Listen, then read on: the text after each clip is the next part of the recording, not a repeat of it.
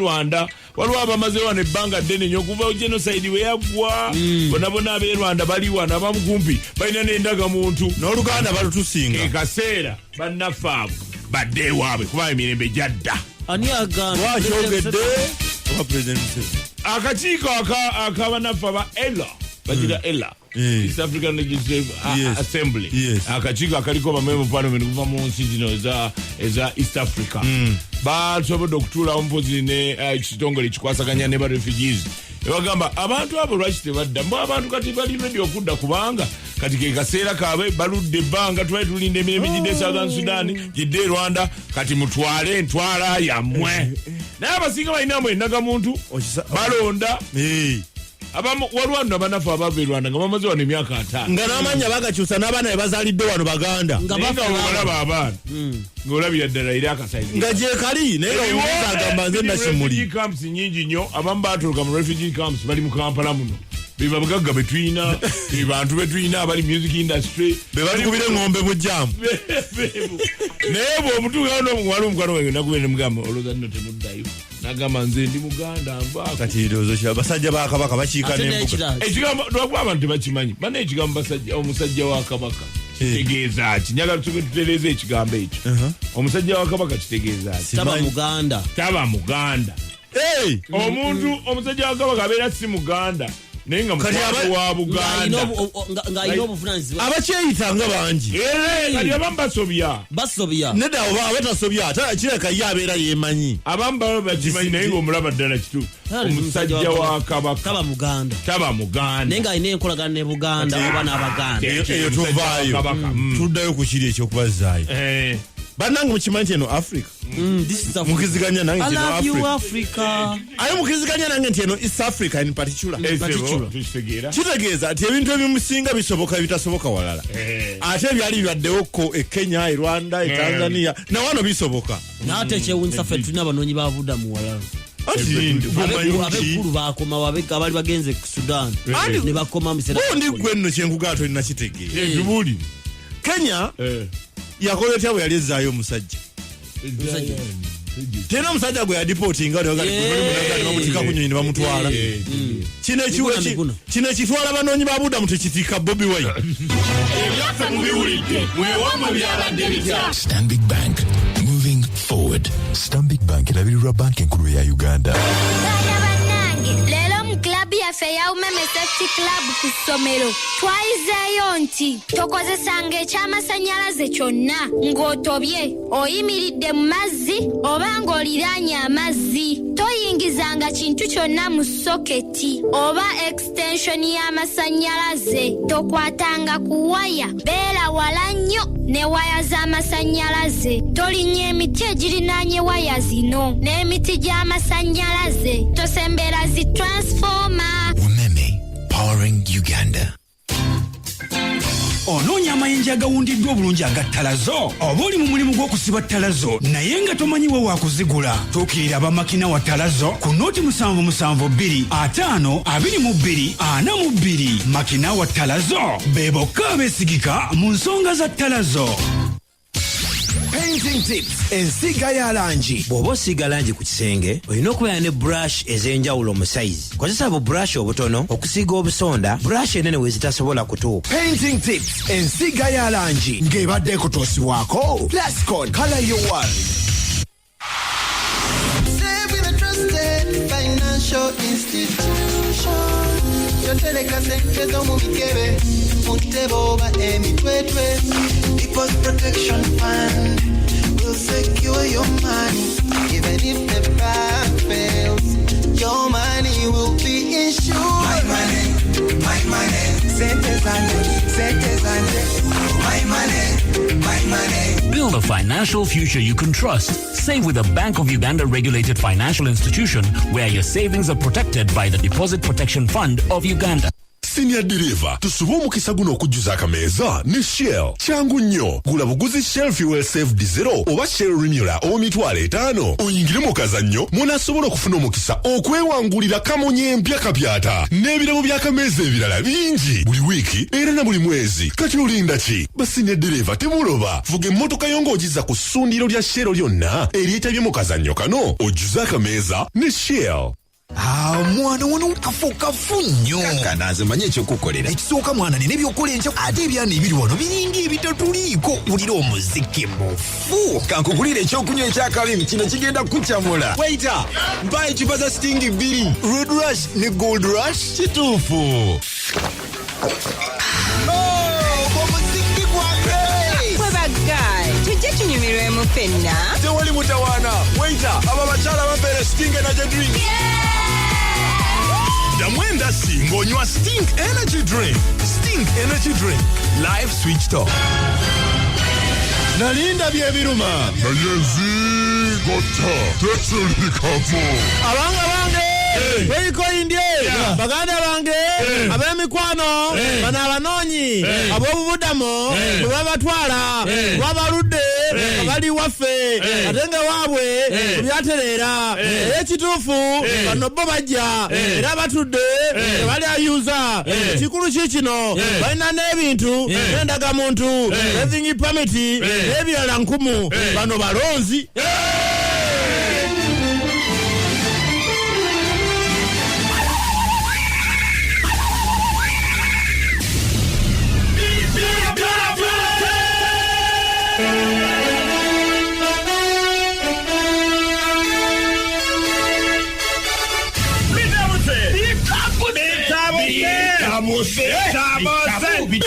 Ni White Star Magic Mount Active Premium White Detergent sabuni w'obuwunga akolebwa Bidco Uganda Limited mukoza alimo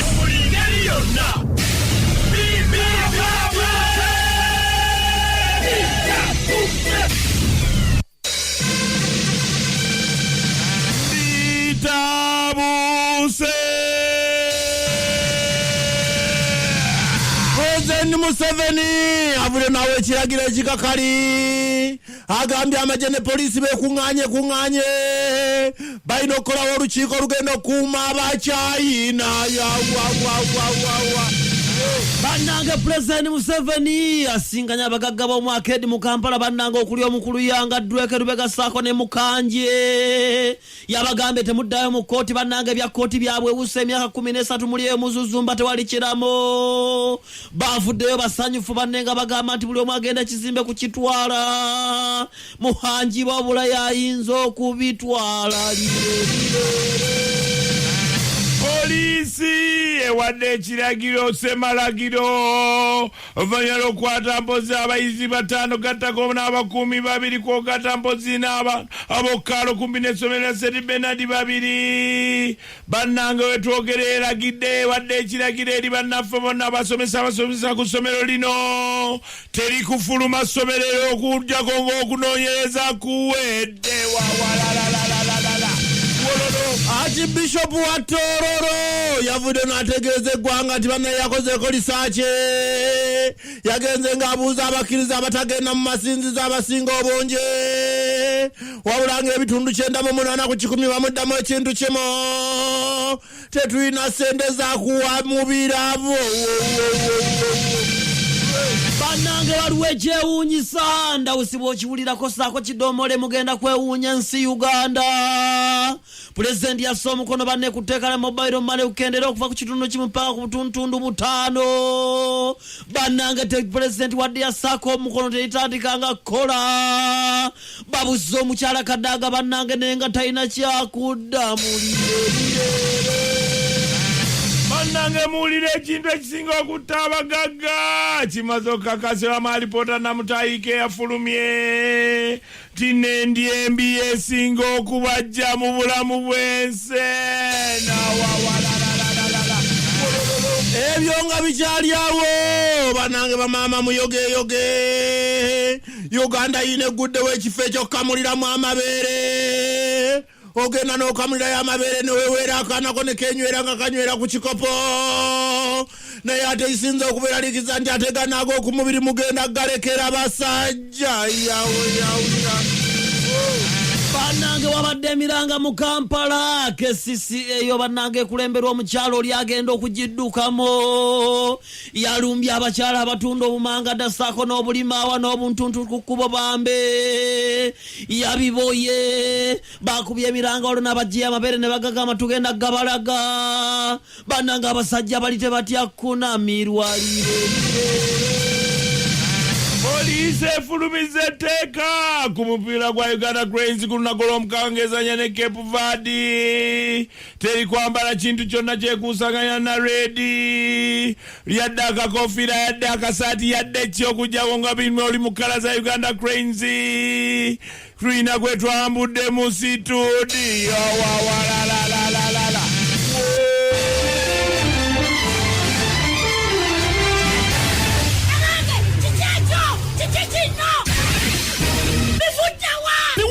Magic Mount Active Premium White Detergent sabuni w'obuwunga akolebwa Bidco Uganda Limited mukoza alimo ubyogereko Binsangawano tukasandeyo Waista Magic sabuni w'obuwunga kukomana kwa Bidco n'omwetaaga Waista Basopa naye muyitirivu genda mu supermarket maduka gonna ogenjagala Waista Magic oba Waista Basopa ojja kuguma amabala mpozi mu ngoye zo kibeere nga kyekyo kandi banafu abalese AZ Canada and abanafu roofings ne batiri mu aluminium ne technology liwanga limuneta n'okusinga battery ya bulijjo teritalaga letabuku mu nyumba lidia mu designs colors textures and pity for the last roof standing Ronda Roofing strength of a nation 0800 M00 esimu gy'okuba okumanya ebisinga Wilson Hardware's one stop center illicit houses abuli kika bakola super set adhesive tile cement and grout UNBS babakonia mudda balese new stainless steel tubes ne pipes nono mpirivu tezitalaga super set adhesive omusango Hardware's nazona mu gwanga bagenda kuyisa Hardware's miles mukaga as a road obakunalula akeri 0705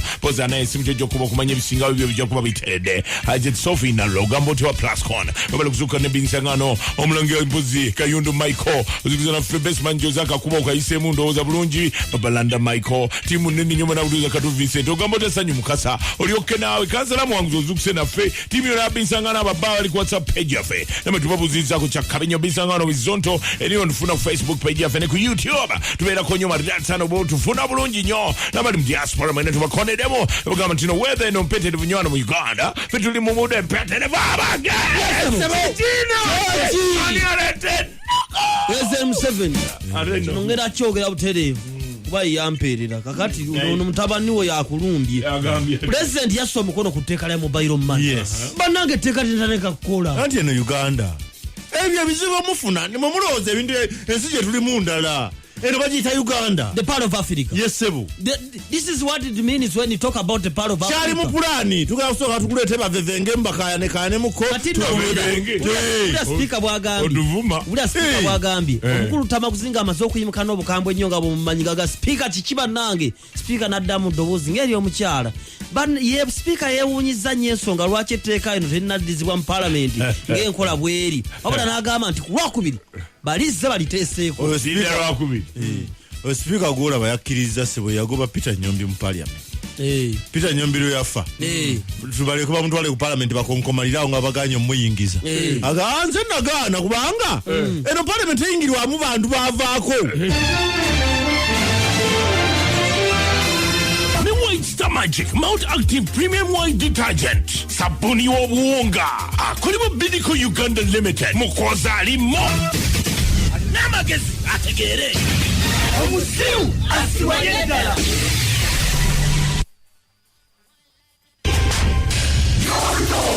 omutwalo abirwanyisa okuletebero wa pulezidenti Zambia Opeto the future president Zambia Munnaffe weebale nnyo wakoze ku mukolo gw'okuziika Hajati.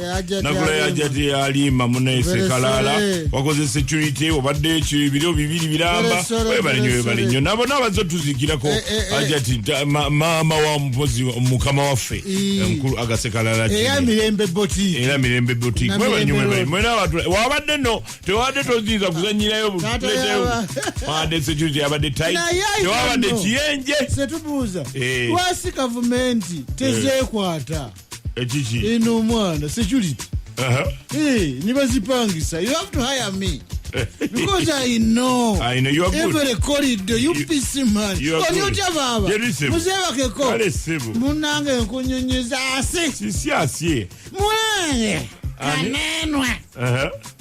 kanenwe jamu zikwata ku from bagayaza omanyide cause kali karebe market abantu yonna ziri ku nkubo kwenyini nkubo bamuziba basigaza kareniemu nga naye enfundi kalerwe market kali ku nkubo kwenyini ate nga is 2 ways journey.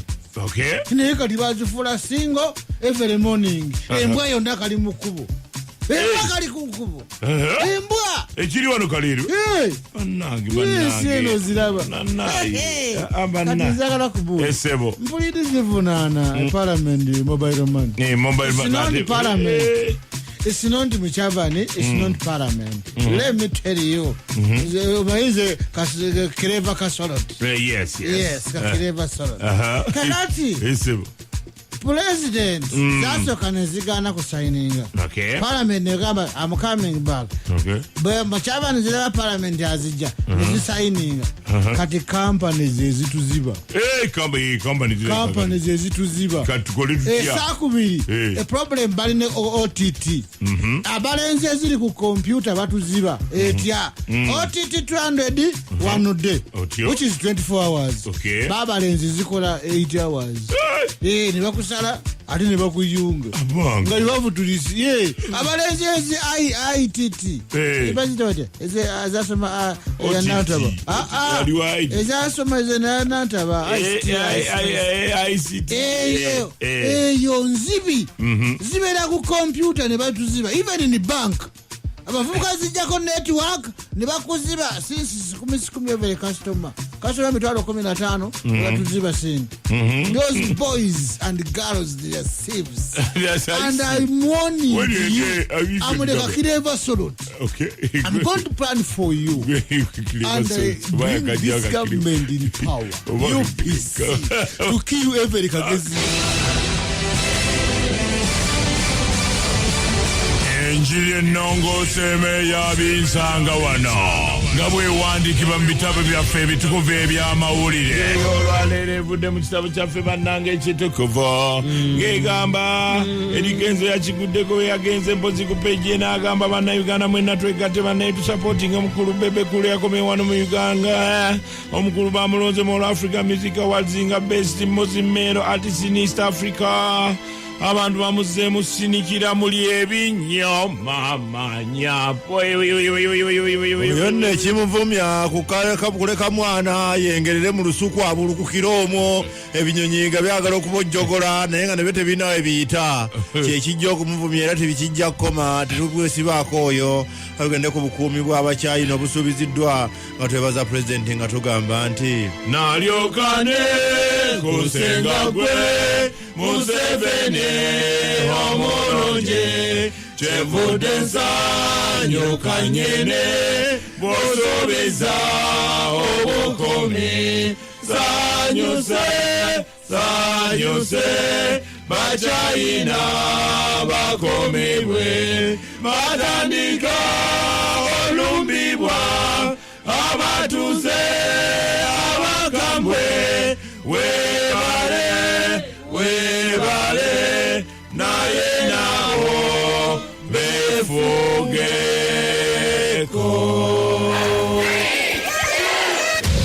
MTN red sola etutte Binsangawano okuwummulamu goba enzikiza ne sola esinga ku bbeeyi esoboka. Nyumirwa solar power empangazi ne garanti ya myaka 3 ku Ready Pay Solar Systems zonna. Buuza ebikwata ku Ready Pay Solar Power ku dduuka lya MTN erikuliraanye leero. Sasulako deposit wa mutwalo gumu 9 olwo osigale ng'osasula sengi 7 buli lunaku. Ready Pay Solar Power kino kya ddala. Essaawa zigenda kuwera emu ey'okumakya ne Super 3 zanya era owangule. Tukwanjulira White Star Magic sabuni w'obuwunga ow'ebi